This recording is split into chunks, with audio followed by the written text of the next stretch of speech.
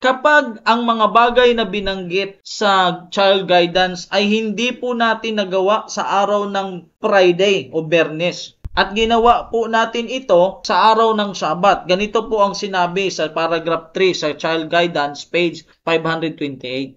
In many families on Sabbath, boots and shoes are black and brushed and stitches are taken, all because these little odds and ends were not done on Friday. Hindi nagawa sa Friday. They did not remember the Sabbath day to keep it holy. Hindi pala natin inalala ang araw ng Sabat para gawing banal. Dahil ang gawain sa loob ng 6 na araw, ginawa mo sa ikapitong araw na araw ng Diyos. Ang may-ari nun, Diyos. Binigyan tayo ng 6 na araw sa paggawa ng lahat ng ating gagawin. Ang gawain para sa 6 na araw ay ginawa mo sa araw ng Diyos, sa Holy Day. Ang sabi rito, ang mga gawain sa Friday ay ginawa mo sa araw ng Sabat, sa araw ng Diyos. They did not remember the Sabbath day to keep it holy. Napakalinaw po niyang kapatid.